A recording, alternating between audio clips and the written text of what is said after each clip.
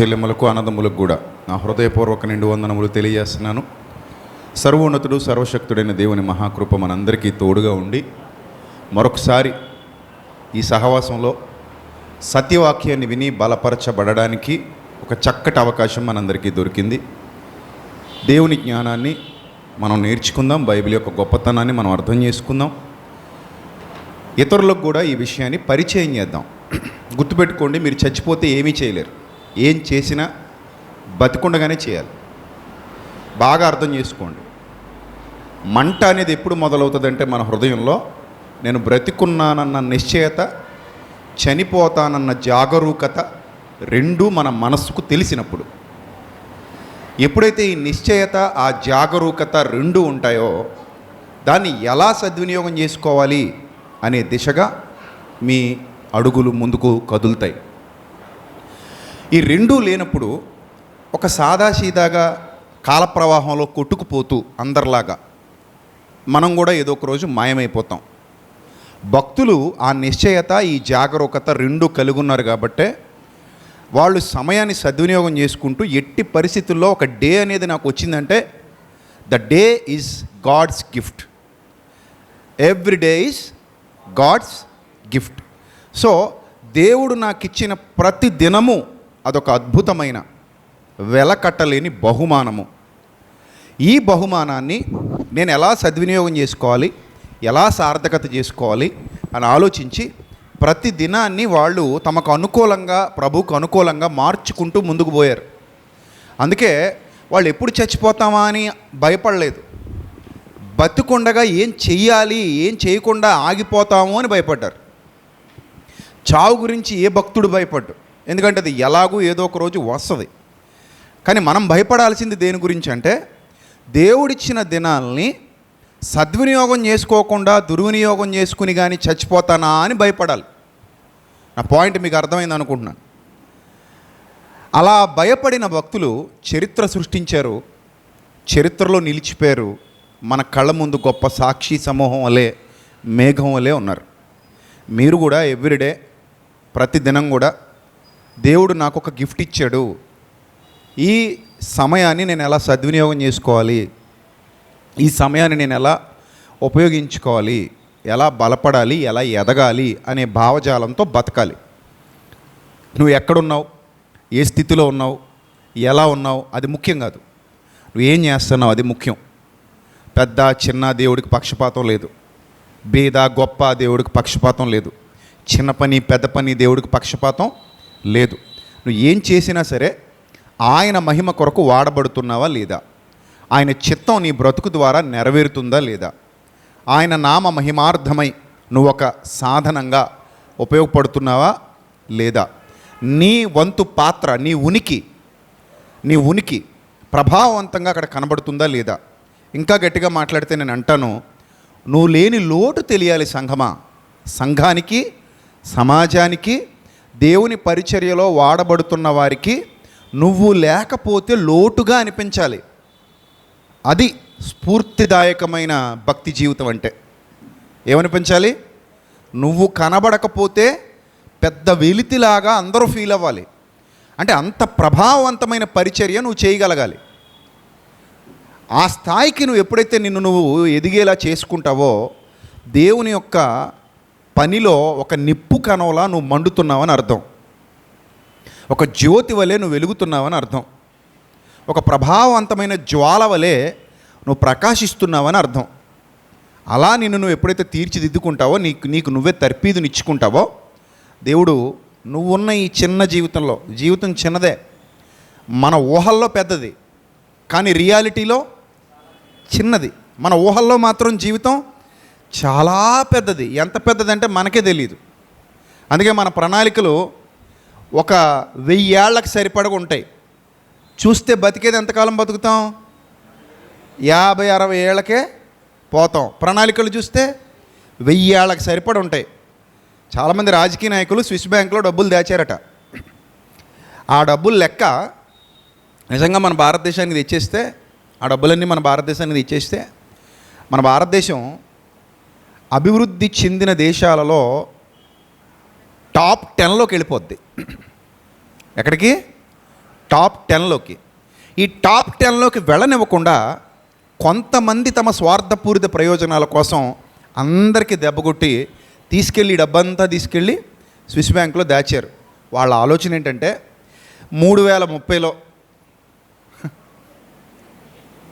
ఎప్పుడు అప్పుడు 3030లో నేను మా మనవలు ఉండటానికి ఒక మంచి ఇల్లు ఉండాలి అంటే ఎప్పటికంటే అప్పుడు పరిస్థితులు కొంచెం తేడాగా ఉంటాయి కాబట్టి అప్పటికి కూడా నేను బతుకుంటాను కాబట్టి ఎప్పటికీ 3030 నాటికి అప్పటికి కూడా నేను బతుకుంటాను కాబట్టి అప్పుడు వీటిని వినియోగించుకోవాలంటే ఈ డబ్బు మనకు ఉపయోగపడే విధంగా మనం ఎక్కడ దాచుకోవాలి, దీన్ని స్విస్ బ్యాంకులో దాచుకోవాలని దాచుకున్నారు వాళ్ళు.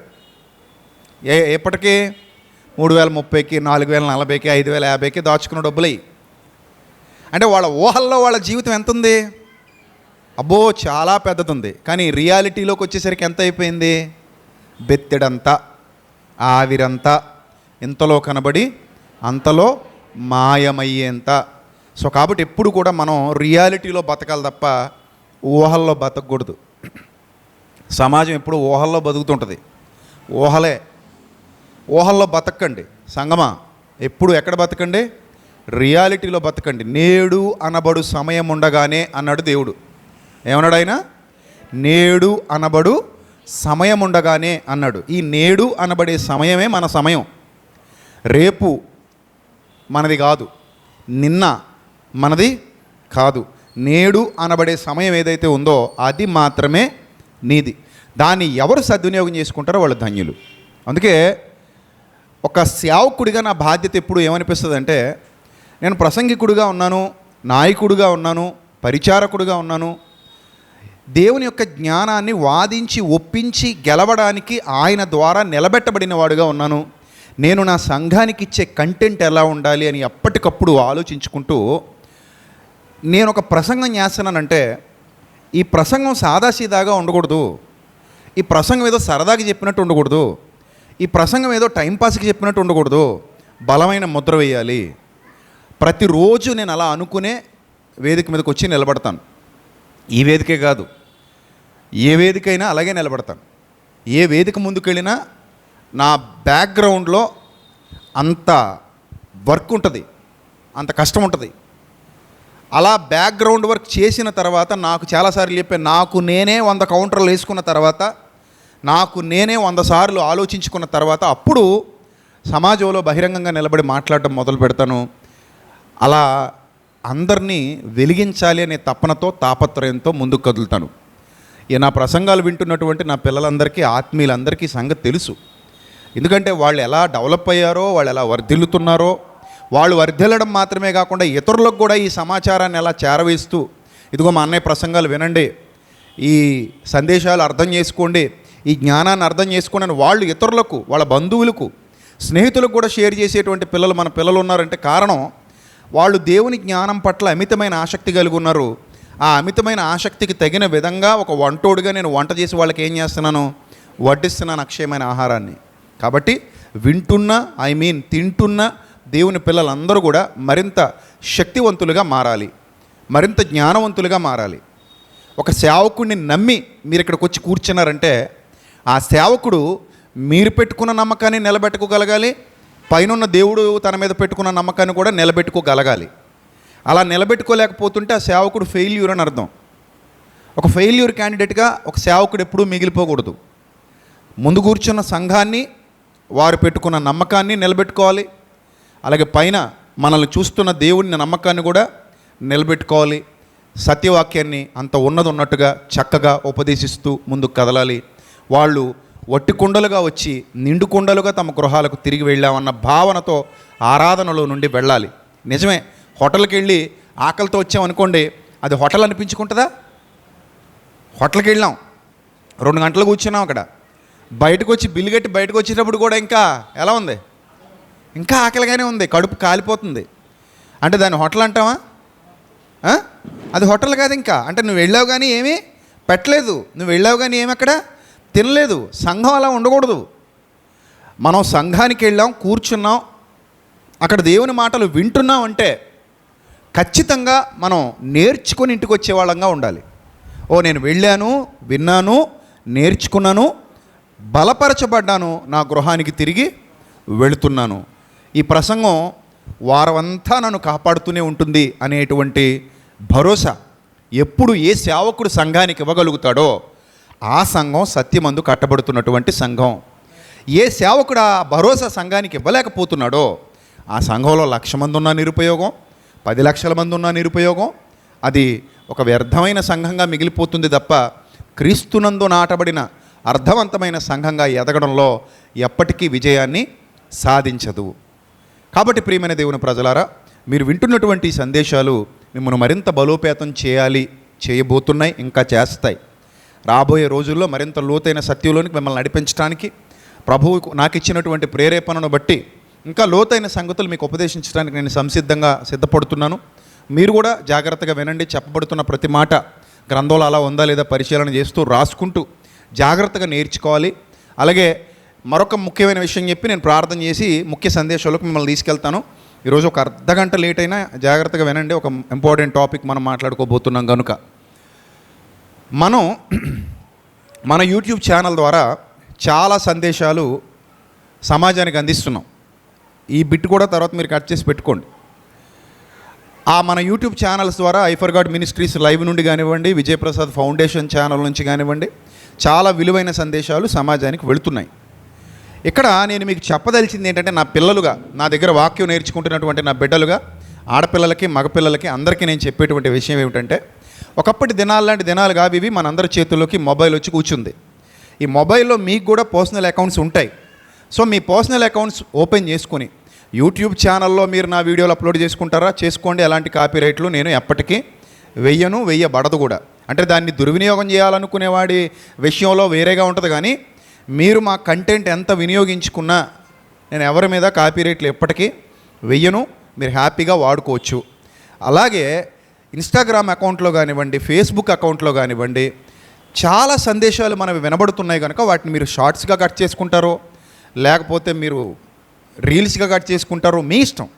వాటిని కట్ చేసుకుని మీకు ఇదే అధికారం అనుకోండి, ఇంకా ఇదే నేను ఈ సందేశం ద్వారా ఇవ్వడమే మీకు ఇంకా అనుమతి ఇచ్చేస్తున్నట్టు మీరు చక్కగా మీ ఛానల్స్లో అప్లోడ్ చేసుకోండి.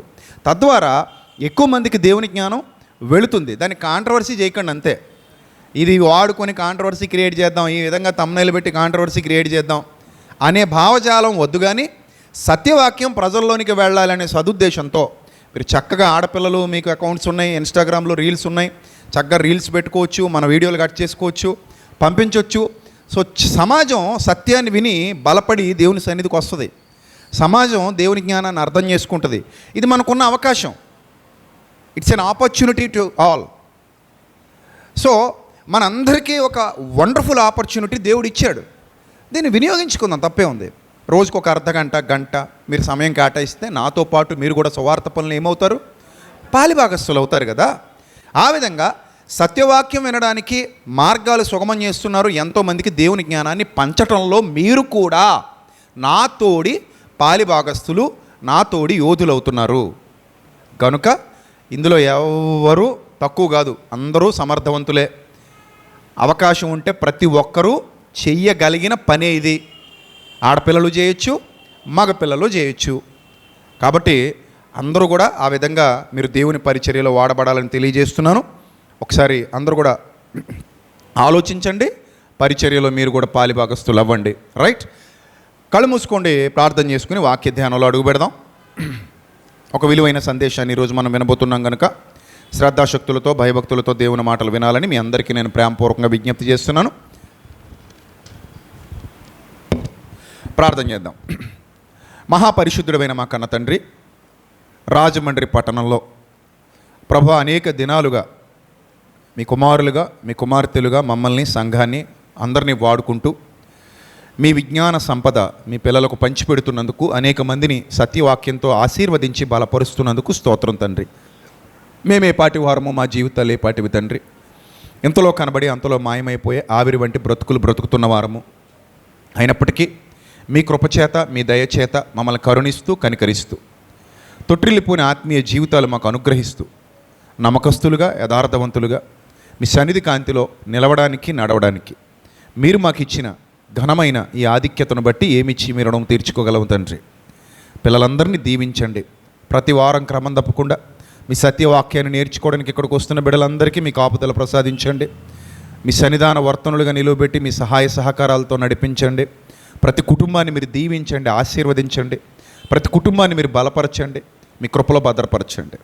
ప్రభువా, వారి యొక్క జీవితాలలో మీ అక్షయ ఆహారం ఎంత గొప్ప ప్రభావాన్ని చూపించబోతుందో ఎరిగిన వారై నమ్మకమైన సాక్షులుగా, జీవకిరీటమును పొందుకునేవారిగా, తొట్టిల్లిపోని ఆత్మీయ ప్రభువా ఐశ్వర్యముతో నింపబడిన వారుగా మీ పిల్లలందరినీ మలచమని ఈ దినపు సందేశాన్ని వినిపించడానికి సిద్ధపడి ఉండగా మీరు నాకు ఇచ్చిన జ్ఞానమును బట్టి మరింత సమయోచితమైన జ్ఞానాన్ని అనుగ్రహించమని మీ పాదములు పట్టుకుని వేడుకుంటూ, ప్రభువా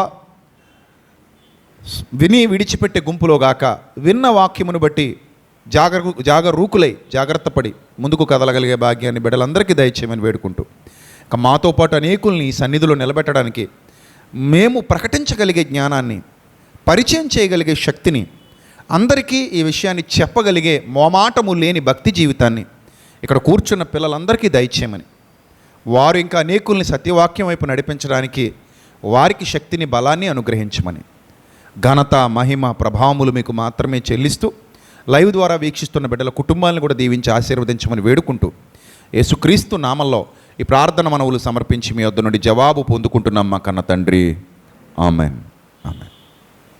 ప్రియులారా గమనించండి, మనందరికీ తెలుసు కార్యారంభము కంటే కార్యాంతము మేలు. ఒక వ్యక్తి జీవితం ఎలా ప్రారంభమైంది అనేది ఇంపార్టెంట్ కాదు, కానీ ఎలా ముగిసింది అనేది ఇంపార్టెంట్. ఒక వ్యక్తి జీవితం స్టార్టింగ్లో ఎలా ఉంది అంటే రకరకాల లోపాలు కనబడవచ్చు, సహజం, మానవ సహజం. భక్తులు కూడా ప్రారంభ పరిస్థితుల్లో కొన్ని సందర్భాలలో వాళ్ళు వెనుదిరిగినట్టుగా కానివ్వండి, పడిపోయినట్టుగా కానివ్వండి, వెలుచూపు వాళ్ళను తొట్టిల్లినట్టుగా కానివ్వండి, మాట తప్పినట్టుగా కానివ్వండి, కొన్ని సందర్భాల్లో మనకి కొన్ని సాక్ష్యాలు దైవగ్రంథంలో కనబడుతుంటాయి. కానీ ఆ తర్వాత వాళ్ళు పడిపోయిన స్థితిలో నుండి మరింత బలాన్ని పుంజుకుని రెండింతలు పనిచేశారు. పడిపోయిన స్థితిలో నుంచి మరింత బలాన్ని పుంజుకుని ఇంకా గొప్ప కార్యాలు చేశారు, ఇంకా గొప్ప ఉన్నతమైన కార్యాలు తలపెట్టారు. అలా తలపెట్టి దేవుణ్ణి మహిమపరిచి ఈ తనువు చాలించి లోకాన్ని విడిచిపెట్టి వెళ్ళిపోయారు. That is the inspiration to all. వాళ్ళ జీవితాలను మనం ఆలోచన చేస్తున్నప్పుడు మనం చాలా ఇన్స్పైర్ అవ్వాలి, మండించబడాలి. వాళ్ళు తమకివ్వబడిన ఈ జీవితాన్ని ఊహాలోకంలో చాలా పెద్దదిగా చూడలేదు, రియాలిటీలో చాలా చిన్నదిగానే చూశారు. సో ప్రతిరోజు ఒక బహుమానంగా భావించి దాన్ని ఎలా సద్వినియోగం చేసుకోవాలా అనే దిశగా ముందుకు కదిలారు. ఈరోజు ఆదివారం, రేపు సోమవారం, మంగళవారం, బుధవారం, గురువారం, శుక్రవారం, శనివారం, ఒక వారం దినాలు మీకు దేవుడు గిఫ్ట్గా ఇచ్చాడు. ఇది గిఫ్ట్ అని నేను అంటున్నాను, మీరు ఏకీభవిస్తారు నాతో? ఎంతమంది ఏకీభవిస్తారు? దేవుడు మీకు గిఫ్ట్గా ఇచ్చాడు ఒక వారాన్ని అంటే ఎంతమంది ఏకీభవిస్తారు? అందరూ ఏకీభవించాల్సిందే, ఎందుకంటే నిజంగానే ఇది గిఫ్ట్. ఇది దేవుడు ఒక వారం రోజులు మనకి ఎలా ఇచ్చాడట? బహుమానంగా ఇచ్చాడట. ఇప్పుడు ఈ వారం రోజులు నా దేవుడు నాకు బహుమానంగా ఇచ్చేశాడు. నేను ఆదివారం సన్నిధికి వెళ్ళాను, మండింపబడ్డాను, విన్నాను. ఈ వారం రోజుల గిఫ్ట్ నేను తీసుకొని, ఈ వారం రోజుల బహుమానాన్ని నేను తీసుకొని నేను ఏం చేస్తున్నాను? దీన్ని ఎలా గడుపుతున్నాను? నేను దీన్ని మళ్ళీ తెచ్చుకోగలనా? తెచ్చుకోలేను. ఈ బహుమానం నాకు ఎవరైనా ఈ లోకంలో ఉన్నవారు ఇవ్వగలరా? ఇవ్వలేరు. ఈ లోకంలో ఉన్నవారు ఎవరూ ఇవ్వలేని బహుమానం దేవుడు మాత్రమే ఇవ్వగలిగినటువంటి బహుమానం కాలము అనే బహుమానం. ఏమ రైట్? ఏ బహుమానము? కాలము అనే బహుమానం. ఇంత గొప్ప బహుమానాన్ని నా దేవుడు నాకు ఇచ్చాడు, నేను దీన్ని సద్వినియోగం చేసుకుంటాను. వ్యర్థంగా నేను దీన్ని వాడను, వ్యర్థంగా నేను దీన్ని వినియోగించను. దీన్ని నేను నాకు అనుకూలంగా, నా ప్రభువుకు అనుకూలంగా మలుచుకుంటాను అని అనుకోవాలి. ఇది కొంతమందికి తెలియక దాన్ని వ్యర్థంగా వాడుకున్న వాళ్ళు ఉన్నారు. కానీ సాక్షి సమూహం మేఘం వలె మనల్ని ఆవరించి ఉన్నప్పుడు, దైవ గ్రంథాన్ని శ్రద్ధగా మనం చదువుతున్నప్పుడు, ఇంకా నాకు తెలియదు అంటే ఏమైనా బాగుంటుందా? బాగోదు. మనకు తెలిసిపోయింది. ఎందుకు తెలిసిపోయింది? కొరింథీ పత్రికలో ఒక మాట ఉంటుంది, యుగాంతమందున్న మీకు బుద్ధి కలుగుటకై ఇవి వ్రాయబడిను అంటాడు. దృష్టాంతములుగా వారికి సంభవించిన సంగతులు మీకెందుకు వ్రాయబడ్డాయంటే యుగాంతమందున్న వారికి బుద్ధి కలుగుటకు రాయబడ్డాయట. అంటే ఇదిగో నాయన, వాళ్ళు ఇలాంటి తప్పులు చేశారు, ఆ తప్పులన్నీ మీకు రాసిస్తున్నాను. ఆ తప్పుల్ని చూసి మీరు పడిపోకుండానట్లు గుణపాఠాలు నేర్చుకోవాలి. వాళ్ళకి తెలియదు, కానీ మనం చరిత్ర చదివేసుకున్న తర్వాత ఓహో ఈ రూట్లో వెళ్తే ఈ దెబ్బ తిన్నారు కాబట్టి మనం ఈ రూట్లో వెళ్ళకూడదు. మనం ఈ రూట్లో వెళ్తే మనం కూడా ఏం తింటాం? దెబ్బ తింటాం. అప్పుడప్పుడు చూడండి, రోడ్ల మీద మనకు బోర్డు కనబడుతుంది, ప్రమాదాలు జరుగుతున్న స్థలము, ఆగి నెమ్మదిగా వెళ్ళండి అంటే కొంతమందికి అనుభవం అయ్యాకనైనా బోర్డు వచ్చింది అక్కడికి. కొత్తోడు రాశాడా? చెప్పండి, కొత్తోడు రాశాడా? అనుభవం అయ్యాక వచ్చిందా బోర్డు? అది ఆల్రెడీ చాలా అనుభవాలు వచ్చేసాక ఈ అనుభవాలన్నిటినీ రంగరించి రాసినటువంటి బోర్డు అది. అంటే చాలామంది ఇక్కడ రక్తం కక్కుని చచ్చారు నాయన, చాలామంది ఇక్కడ నేల మీద తమ ప్రాణాలు ధారపోశారు. ఈ సెంటర్ చాలామందిని మింగేసింది, లేదా ఈ మలుపు చాలామందిని తినేసింది, చంపేసింది. మీరిక మీదట ఈ మలుపు దాటుతున్నప్పుడు వాళ్ళవలే కాకుండా ముందటి దినాలలో ఎవరైతే ఈ మలుపు దాటి ఇక్కడ ప్రాణార్పణ చేశారో వారి వలే కాకుండా మీరు జాగ్రత్తగా ఉండినట్లు యుగాంతమందున్న మీకు బుద్ధి కలుగుటకే ఇవి వ్రాయబడిను, దృష్టాంతములుగా వ్రాయబడిను అన్నట్టుగా వచనం ఉంటుంది. అర్థమైందా? సో కాబట్టి నాకు తెలీదు అని అనడానికి లేదు, మనకు చాలా తెలుసు. వాళ్ళకి తెలీదు, పడిపోయి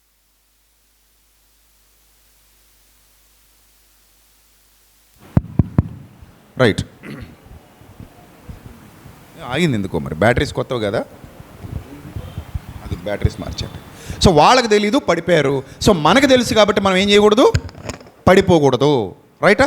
రైట్. ఇప్పుడు ఒక వ్యక్తి చరిత్ర మనం చూద్దాం దైవ గ్రంథంలో. పేతురు గారిని ఒకానొక దినాన అరెస్ట్ చేశారు. ఎందుకు అరెస్ట్ చేశారు అని అంటే, పేతురు గారు సత్య సువార్త ప్రకటిస్తూ, నీతి సువార్త ప్రకటిస్తూ, దేవుని జ్ఞానాన్ని పంచుతూ ప్రారంభ శతాబ్దంలో ఒక క్రీస్తు విప్లవానికి ఒక ప్రభంజనంలా ముందు కదులుతున్నాడు. ప్రారంభ శతాబ్దంలో అపోస్తలులు అగ్రగణ్యుడిగా ఒక ప్రభంజనాన్ని సృష్టిస్తున్నాడు. క్రీస్తు సత్య సువార్త వ్యాప్తి కొరకు పరిగెడుతున్నాడు అపోస్తలుడైన పేతురు. అలాంటి సమయంలో పేతురు గారిని అరెస్ట్ చేసి చెరసాల్లో పెట్టారు. చూడండి, అపోస్తలుల కార్యాలు 12వ అధ్యాయము, అపోస్తలుల కార్యాలు 12వ అధ్యాయము 1వ వచనం. దాదాపు అదే కాలమందు రాజైన హేరోదు అగ్రిప్ప 1 అనేవాడు సంఘపు వారిలో కొందరిని బాధ పెట్టుటకు బలాత్కారముగా పట్టుకొని యోహాను సహోదరుడి యాకోబునేమో ఖడ్గంతో చంపించాడు. ఇది యూదులకు ఇష్టమైన కార్యం అని తెలుసుకొని, చూసారా, అప్పుడప్పుడు చూడండి, పాలకులు ప్రజలకు ఏది ఇష్టమైతే అటు వెళ్ళిపోతుంటారు, నీతి న్యాయాలు వదిలేస్తుంటారు. ఇక్కడ ఎక్కువ మెజారిటీ ఆఫ్ పీపుల్కి క్రైస్తవులను చంపడం ఇష్టమట. మెజారిటీ ఆఫ్ పీపుల్కి ఆ రోజుల్లో క్రైస్తవులను చంపడం, ఇబ్బంది పెట్టడం ఇష్టం. ఆ మెజారిటీ పీపుల్ ఎవరు? యూదులు. వీళ్ళ పరిపాలన క్రింద ఉన్నారు, రోమన్ల పరిపాలన క్రింద ఉన్నారు. వాళ్ళు వాళ్ళ మతంలో నుండే మరో మతం వచ్చిందని భ్రమిస్తున్నారు, కానీ వాళ్ళు సత్యం తెలుసుకోలేకపోతున్నారు.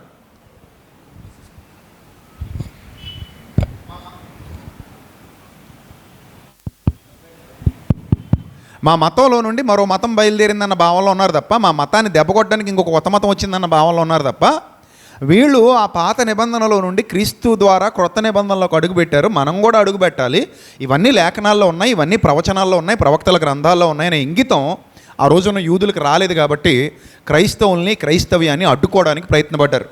అలాంటి పరిస్థితుల్లో, అలాంటి ఇబ్బందికర పరిస్థితుల్లో పేతురును కూడా జైల్లో పెట్టడం ఇష్టమని తెలిసి పేతురును కూడా ఏం చేశాడట? యూదులకు ఇష్టమైన కార్యం అని తెలిసి పేతురును కూడా ఏం చేశాడట? పట్టుకున్నాడు. సంఘమేమో ప్రార్థన చేస్తుంది. 4 చతుష్టయాల సైనికులకు అతన్ని అప్పగించాడు. ఏమండి, దాదాపు 16 మందిట. వాళ్ళు ప్రొటెక్షన్లో, వాళ్ళ అండర్టేకింగ్లో చాలా జాగ్రత్తగా కాపాడుతున్నారు, చాలా జాగ్రత్తగా అతన్ని బందికానాలో పెట్టారు. ఇక నెక్స్ట్ అతన్ని కూడా ఏం చేస్తారు? చంపేస్తారు. ఎందుకు? చంపడమే ఇష్టం యూదులకి, ఏదో విధంగా చంపి పడేస్తాడు. అప్పుడు సంఘం అత్యాసక్తి కలిగి మా సేవకుడిని విడిపించు తండ్రి అని ప్రార్థిస్తుంది. ప్రజాస్వామ్యం కాదు కదా పోరాటం చేయడానికి, ప్రజాస్వామ్యం కాదు కదా చట్టాన్ని ఆశ్రయించడానికి, ప్రజాస్వామ్యం కాదు కదా కోర్టు దగ్గరికి వెళ్ళడానికి, నిరసన వ్యక్తం చేయడానికి. అది రాజరికపు పాలన. ఇదంటే ప్రజాస్వామ్య పరిపాలన. ఆ రాజరికపు పాలనలో ఇక ప్రార్థన చేయడం కంటే దారి ఇంకోటి లేదు. ప్రజాస్వామ్య ప్రభుత్వంలో కూడా ప్రార్థనలు చేస్తానంటే కుదరదు. ఇప్పుడున్న చట్టాన్ని మీరు ఏం చేసుకోవాలి? సద్వినియోగం చేసుకోవాలి. ఇది ప్రజాస్వామ్య ప్రభుత్వం, అదేమో రాజరికపు ప్రభుత్వం. ఇప్పుడు ప్రార్థన చేయాలి, చట్టాన్ని కూడా సద్వినియోగం చేసుకోవాలి, రెండూ చేయాలి. అప్పుడంటే రెండో చేయడానికి అవకాశం లేక ఒకటే చేశారు. ఇప్పుడు రెండింటి ద్వారా కూడా దేవుడు ఏం చేయగలడు? కార్యం చేయగలడు. కాబట్టి చట్టం మనకి కూడా సమానమే, ఎవరికైనా ఒకటే. We are all Indians. భారతీయులందరికీ చట్టం సమానమే. చట్టాన్ని మనం వినియోగించుకోవచ్చు. రైట్. ఇప్పుడు ప్రార్థన చేశారట. ప్రార్థన చేస్తున్నటువంటి తరుణంలో చూడండి 12వ వచనం, 11వ వచనం. పేతురుకు తెలివి వచ్చి దూతలు బయటపడేసిన తర్వాత, రిలీజ్ అయిపోయిన తర్వాత, ప్రభు తన దూతను పంపి హేరోదు చేతుల నుండి యూదులను ప్రజలు నాకు చేయనుద్దేశించిన వాటన్నిటి నుండి నన్ను తప్పించి ఉన్నాడని ఇప్పుడు నాకు నిజముగా తెలియనని అనుకున్నాను. అపోస్తుల కార్యాలు 12-11 చదువుతున్నాను నేను. నెక్స్ట్, ఇట్లు ఆలోచించుకొని అతడు మార్కు అను మారు పేరు గల యోహాను తల్లి అయిన మరియ ఇంటికి వచ్చెను. ఎవరింటికి వచ్చాడట? మార్కు అను మారు పేరు గల యోహాను. 2 పేర్లు ఉన్నాయి ఆయనకి. ఒకటి మార్కు, రెండవది యోహాను. మార్క్ అనేది మారు పేరు, యోహాన్ అనేది మరో పేరు. ఈ మార్క్ అను మారు పేరు గల యోహానను ఆ వ్యక్తికి మరియా అనే ఒక తల్లి ఉంది. చాలామంది మరియలు ఉంటారు మనకు బైబిల్ గ్రంథంలో. యేసుప్రభు తల్లి ఒక్కరే కాదు, చాలామంది మరియలు ఉంటారు. ఏమండి? ఈ మార్కు తల్లి అయిన మరియా ఇంటికి వచ్చాడట. ఎవరో ఈ ఇంటికి వచ్చింది? పేతురు గారు. అంటే యెరూషలేములో ఉంది ఇల్లు. ఈ ఫ్యామిలీ ఎక్కడ నివసిస్తుంది? యెరూషలేములో నివసిస్తుంది. అలా యెరూషలేములో రాజులు సైతం ఇబ్బందులకు గురి చేస్తున్నటువంటి పరిస్థితులు చుట్టూతా ఉన్నా కూడా ఈ ఇల్లు ఎంత గొప్ప విశ్వాసంతో కూడిన ఇల్లు అంటే, అక్కడ అనేకులు కూడి ప్రార్థన చేయుచుండిరి అని ఉంది అక్కడ. అంటే ఇప్పుడు ఇప్పట్లాగా మందిరాలు పెట్టుకోవడానికి లేదు కదా. ఎప్పట్లాగా ఒక ప్లేస్ తీసుకుని ఆ ప్లేస్లో ఆరాధన చేయడానికి వీలు లేదు, పరిస్థితులు బాగాలేదు. అప్పుడు ఒక ఇల్లు ఇచ్చేసింది, మనందరం మన ఇంట్లో కూడుకుందాం, ఇక్కడే ఆరాధన చేద్దాం. ఎక్కడ 2-3 కూడి ఉందరో అక్కడ ప్రభు యొక్క మహిమ శక్తి ఉంటాయి కనుక ఇల్లు అయితే ఏంటి, ఇంకోటైతే ఏంటి, ఇంకోటైతే ఏంటి, మనం కూడుకున్న చోటే సంఘం ఉంది, మనం కూడుకున్న చోటే పరిశుద్ధాత్ముడు ఉన్నాడు, మనం కూడుకున్న చోటే ప్రభు ఉన్నాడు కనుక మనందరం మా ఇంట్లో కూడుకుందామని చెప్పేసి ఆమె తన ఇంటిని ఇచ్చిందంటే మరి విశ్వాస వీరురాలా కదా. సంపన్న కుటుంబం కూడా, సంపన్న కుటుంబం, విశ్వాస సంబంధమైన కుటుంబం, భక్తిగల కుటుంబం. మార్కు అనే మారు పేరు గల ఈ యోహాన్ అనే ఆయన ఆ ఇంటికి చెందినవాడు. ఆమె కుమారుడు, ఆ మరియకు పుట్టినటువంటి కుమారుడు ఈ మార్కు అను మారు పేరు గల యోహాను.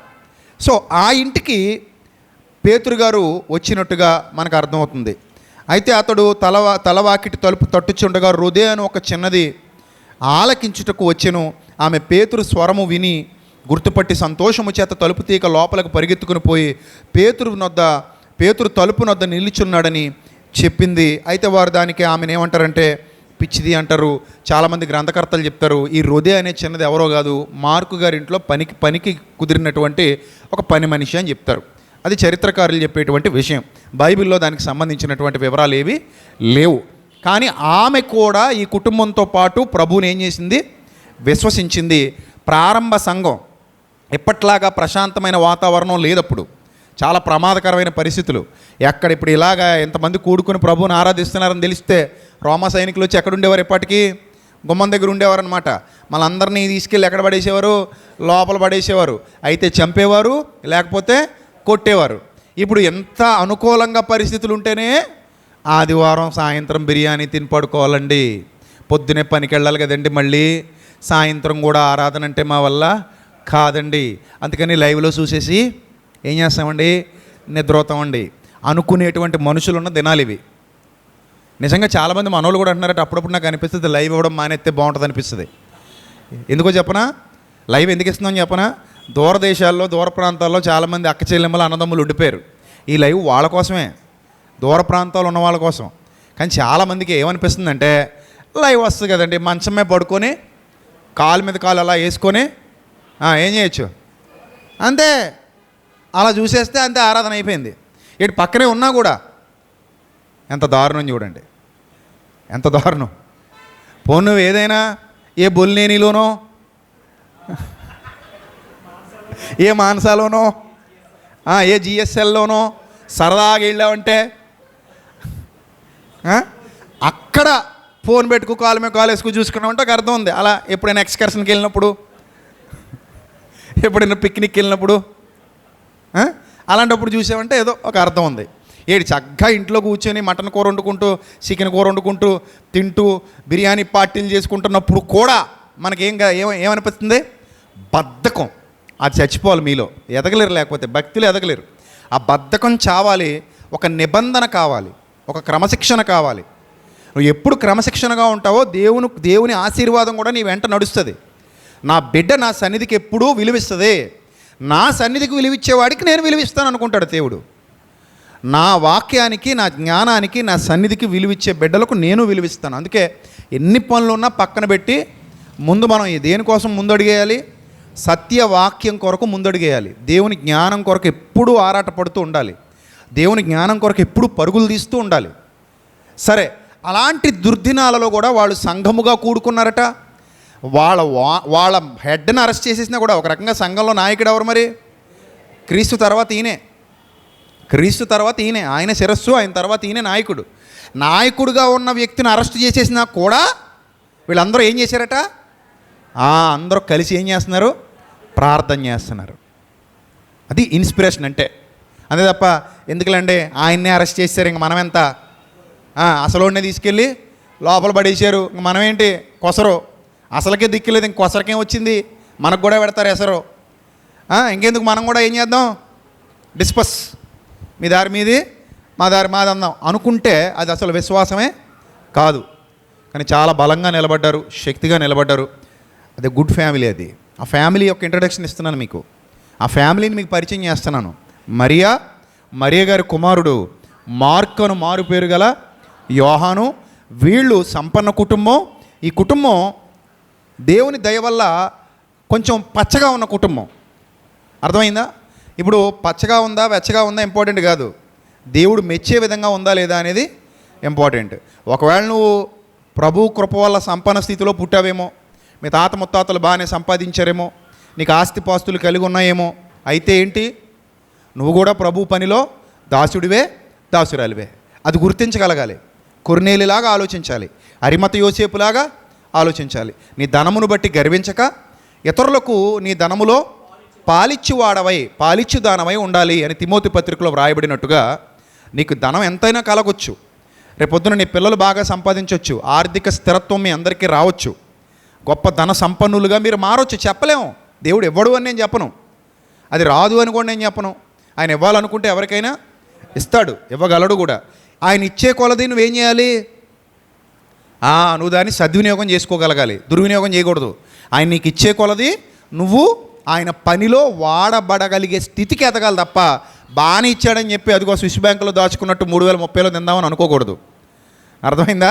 3030 మాట పక్కన పెట్టు, 2030కే మనం ఉండమో తెలియని జీవితాలు ఇవి, అవునా కాదా? కాబట్టి ఏ రోజు కీడు, ఏనాటి కీడు ఆనాటికి చాలును అని ప్రభు చెప్పిన మాట దృష్టిలో పెట్టుకొని మన ధనాన్ని సద్వినియోగం చేసుకుంటున్నావా లేదా అనేది ఆలోచన చేయాలి. ఇక్కడ ఈ భక్తి పొరలేని కుటుంబం సంపన్న కుటుంబమే, కానీ వారు తమ ధనములో ఇతరులకు పాలిచ్చువారై ఉన్నారు. అస్థిరమైన తమ ధనమునందు నమ్మిక ఉంచక, తిమోతి పత్రికలో చెప్తాడు, వాస్తవమైన జీవమును సంపాదించుకునే నిమిత్తము రాబో కాలమునకు మంచి పునాది వేసుకుని వారై ఉండవలెను అన్నాడు తిమోతి పత్రికలో. అలాంటి భావజాలం కలిగినటువంటి భక్తి గల కుటుంబమే ఈ మరియ గారి కుటుంబం. ఆమె పుత్రుడు మార్కు అను మారు పేరు గల యోహాను. వీళ్ళకే బంధువు కూడా ఉన్నాడు. ఆ బంధువు గురించి చూద్దాం ఒకసారి. అపోస్తుల కార్యాలు 4వ అధ్యాయము 37వ వచనం. అపోస్తుల కార్యాలు 4వ అధ్యాయము 36వ వచనం. కుప్రలో పుట్టిన లేవీయుడగు యోసేపు అని ఒకడు ఉండెను. ఇతనికి అపోస్తలు హెచ్చరిక పుత్రుడు అని అర్థం ఇచ్చు బర్నబా అను పేరు పెట్టి ఉండిరి. ఇతడు భూమి గలవాడై ఉండి దానిని అమ్మి దాని వెల తెచ్చి అపోస్తలుల పాదముల వద్ద పెట్టెను. ఇతడు కూడా సంపన్న కుటుంబానికి చెందినవాడే, చాలా భూములు ఉన్నాయి, చాలా ఆస్తులు ఉన్నాయి. ఇతని పేరు బర్నబా. ఈ బర్నబా మార్కు గారికి దగ్గర బంధువు, మరియ గారికి దగ్గర బంధువు. అర్థమవుతుందా? సమీప బంధువు. వాళ్ళిద్దరి మధ్యన ఉన్న రిలేషను కొంతమంది చరిత్రకారులేమో మేనమామ మేనల్లుడు అని చెప్తారు. అంటే బర్నబా యొక్క చెల్లెలు మరియా, ఆ చెల్లెలకు పుట్టినవాడు మార్కు అని కొంతమంది చెప్తారు. బర్నబా యొక్క దగ్గర బంధువు అంటే చిన్నాన్న పెదనాన్నల బిడ్డలు అన్నట్టుగా కొంతమంది చరిత్రకారులు చెప్తారు. దాని గురించినటువంటి క్లియర్ కట్ వివరణ బైబిల్లో లేదు, కానీ బైబిల్లో ఒక మాట అయితే ఉంది, వాళ్ళిద్దరూ దగ్గర బంధువులు. ఎవరెవరు? బర్నబా గారు, మార్కు గారు, అనగా మార్కను మారు పేరు గల యోహాను గారు ఎవరట? దగ్గర బంధువులు. ఇద్దరూ సంపన్న కుటుంబానికి చెందినవారే. ఆయన దగ్గర ఆస్తిపాస్తులు ఉన్నాయి, అలాగని గర్వాంధులు కారు. ఈయన దగ్గర కూడా ఆస్తిపాస్తులు ఉన్నాయి, అలాగని ఈయన కూడా గర్వాంధుడు కాడు. ప్రభు పని కోసం అవసరమైతే భూమిని కూడా అమ్మేద్దామని ఎంతటి గొప్ప విశ్వాస వీరుడు ఎవరట? బర్నబాస్. గొప్ప విశ్వాస వీరుడు.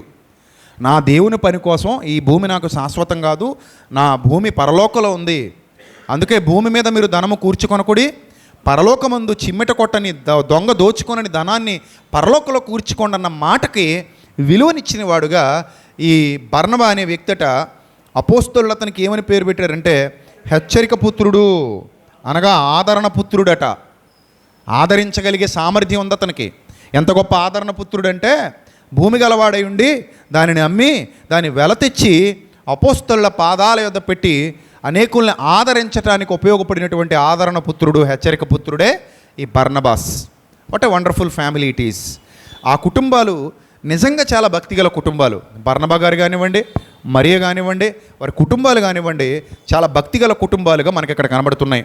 ధనముందని గర్వించక, బలముందని తమను తాము హెచ్చించుకొనక, దేవునికి సంపూర్ణంగా లోబడి విధేయత చూపిన వారే ఈ జీవితం అశాశ్వతమని, రాబో జీవితమే శాశ్వతమని, దాని కొరకు మంచి పునాది వేసుకొనవాలనే భక్తి జీవితపు పరాకాష్ఠ వాళ్ళ జీవితాల్లో చాలా ప్రస్ఫుటంగా మనకి కనబడుతోంది. రైట్, ఇక్కడ వరకు మనకు బైబిల్ గ్రంథం చక్కగా అర్థమైంది. నెక్స్ట్ మనం దైవ గ్రంథాన్ని జాగ్రత్తగా పరిశీలన చేస్తే ఒకానొక దినాన ఏం జరిగిందంటే ఆ ప్రాంతాలలో విపరీతమైన కరువు వచ్చింది. అపోస్తుల కార్యాలు 11వ అధ్యాయము 27వ వచనం. దాదాపుగా యెరూషలేము కూడా కరువు కోరల్లో చిక్కుకుంది. కరువులు అనేవి చెప్పొస్తాయా? అతివృష్టి అనావృష్టి అంటారు. అతివృష్టి వచ్చినా ఆకలి బాధ భరించాలి, అనావృష్టి వస్తే మరింత ఎక్కువగా ఆకలి బాధ భరించాలి.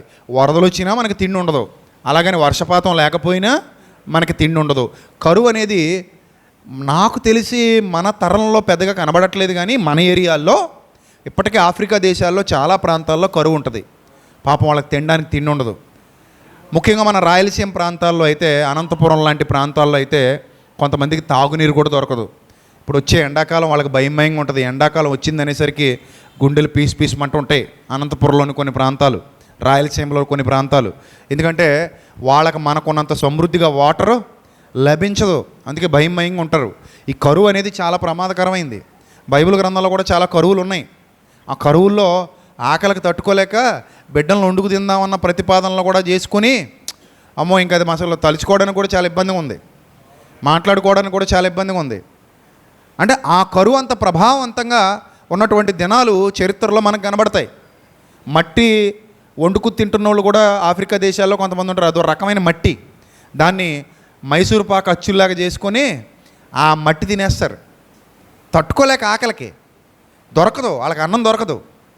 అన్నం దొరక్క మట్టి చూడడానికి కూడా మైసూరు పాకు కలర్లో ఉంటుంది అది.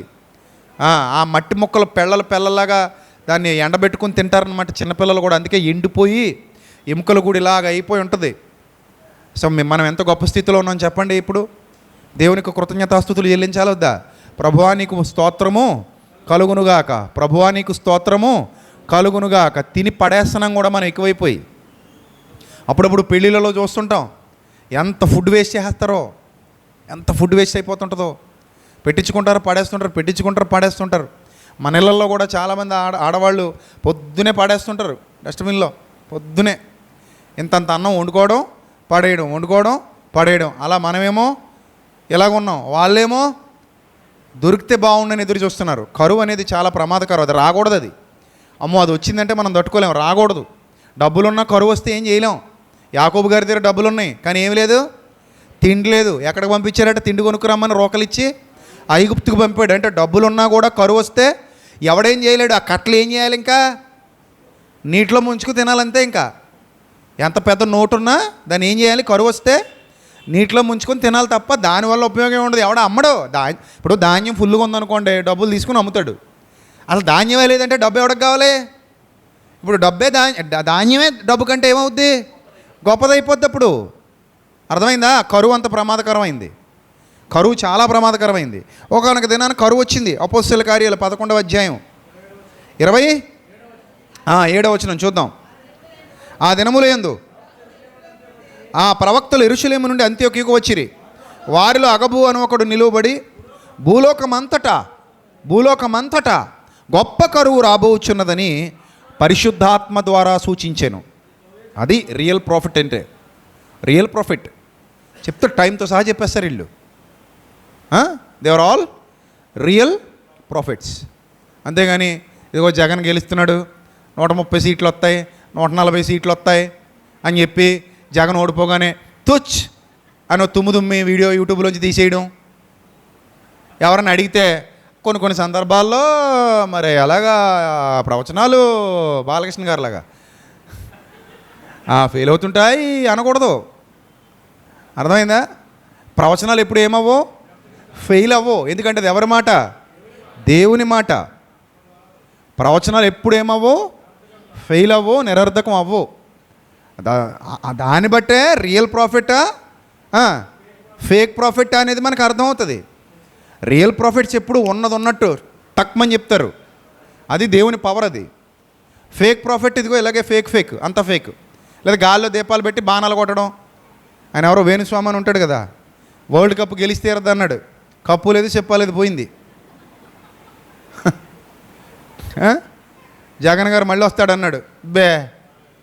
మామూలుగా ఏమీ లేదు. ఇంకా మళ్ళీ కొండ బద్దలు కొట్టేశాడు, సీట్లతో సహా చెప్పాడు ఆయన ఇన్ని సీట్లు వస్తాయని. తర్వాత ఇప్పుడు కనబడట్లా.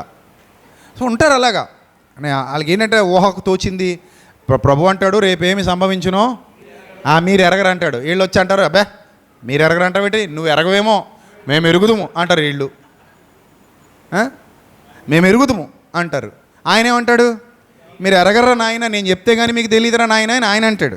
అబ్బాయి నువ్వు చెప్పకపోయినా మాకు తెలిసిపోద్దని ముందుకు వచ్చి మాట్లాడుతుంటారు కొంతమంది. ఇలాగ దేవుని నామాన్ని ప్రజల మధ్యలో ఏం చేస్తారు? అవమానాల పాలు చేస్తుంటారు. అలా చేయకూడదు. ఎప్పుడు కూడా అలా చేయకూడదు. రియల్ ప్రవక్త ఎప్పుడు కూడా సత్యాన్ని ఉన్నదన్నట్టు కొండ బద్దలు కొట్టేస్తాడు. ఇదిగో అగబు అనే ప్రవక్త చెప్పాడు, భూలోకం అంతటా గొప్ప కరువు రాబోతున్నదని ఆత్మ ద్వారా సూచించెను. అది క్లౌదియ చక్రవర్తి కాలమందు సంభవించెను. వచ్చేసిందట. క్లౌదియ చక్రవర్తి కాలంలో ఆ కరువు ఏమైంది? వచ్చేసింది. అప్పుడు శిష్యులలో ప్రతివాడు కరువు వచ్చిన కాలంలో ప్రతివాడు తన శక్తి కొలది యోదయలో కాపురమున్న సహోదరులకు సహాయము పంపుటకు నిశ్చయించుకొనెను. బాగా అర్థం చేసుకోవాలి. అంటే కరువు రాబోతుందని ముందుగా ప్రవక్తలు చెప్పిన మాటలు విని వీళ్ళు జాగ్రత్త పడ్డారు. ఏమి జాగ్రత్త పడ్డారు? సమృద్ధిగా దొరికిన కాలంలో యోసేపు లాగా నిల్వ చేసే పద్ధతిని ప్రవేశపెట్టారు. అలాగా వీళ్ళు ఎలాగూ అగబు ప్రవక్త ముందుగా చెప్పేశాడు, నాయన ఒక భయంకరమైన కరువు రాబోతుంది, ఆ రోజుల్లో మీకు తినడానికి తిండి దొరకదు, చాలా రిస్క్ అయిపోతారు, చాలా ఇబ్బంది పడిపోతారు. కరోనాలో చూడండి ఎంత ఇబ్బంది పడిపోయాం. కూరగాయలు దొరికేవా? బియ్యం దొరికేవా? ఎక్కడ షాపులు ఓపెన్లో ఉండేవా? పోనీ వెళితే ఎవడని ఇచ్చేవాడా? లేదు. పాల ప్యాకెట్లు రేట్లు పెంచి పడేశారు. 10 రూపాయల ప్యాకెట్ 100 రూపాయలట. నీళ్ళ ఖరీదు పెంచేశారు. బియ్యం రేట్లు పెంచి పడేశారు. కూరగాయలు అయితే ఒక టమాటాతో చిన్న ఏదో వంటల పులుసులో వేడేసుకొని గడిపేసిన కుటుంబాలు కూడా ఉన్నాయి.